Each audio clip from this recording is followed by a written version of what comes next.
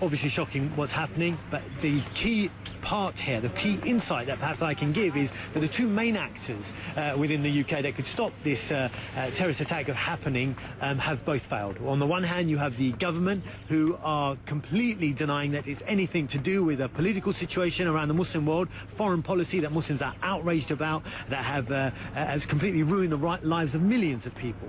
And on the other side, Muslim organisations who have failed their own community by not teaching these young, angry men how to get a democratic change to this policy that's ruining so many lives. Why have they been unable to do that? It's not, you know, it's been many years since Muslim leaders have been more proactive and educating, engaging with the grassroots. But what's the problem? It's not that they're unable, it's they're unwilling. There's no pressure. They don't care. The bottom line is, and we have to be honest about it, they're very good at coming on here and condemning it and saying how bad it is. But what action have they practically done to teach their young people, young Muslims, what they can practically do in the UK? What you actually have is a leadership that's more interested in debating about theological issues, you know, how big someone's beard should be, or you know, etc. Silly, minor issues, while the whole world is turning upside down. What should they be doing? They should be teaching young Muslims, as in America, when people felt that there was oppression, black people felt that they were oppressed, they took,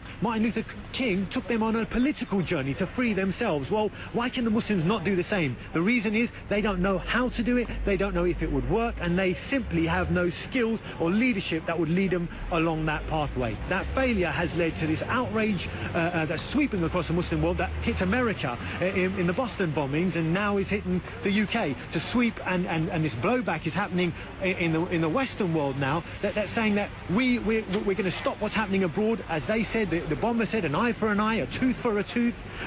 You're not going to live in peace until we live in peace. It's all pointing back to their anger at what's happening in the Muslim world.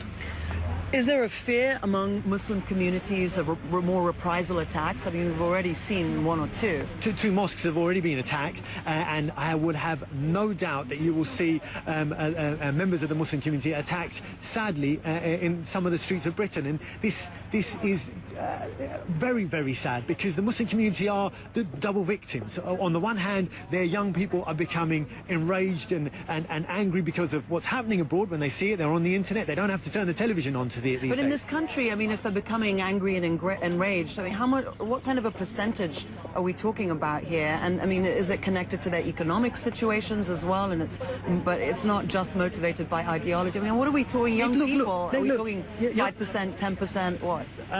The anger is across the board. The anger bubbling over into an attack, we don't know. What I could say is that the anger is bubbling away, and you never know when the next step is going to be taken by one of these young guys. That anger, when they go on the internet and they see people being blown up by a drone, when they see whole villages destroyed, when they see dictators being propped up by Western governments, and they see the devastation it causes across the Muslim world, these young people internalise it and say, well, why us? Why are we living like this? We're going to do something. And that's the critical juncture when those young people need to say, we're going to do something, or the leader says, yes, political action, just like Martin Luther King did.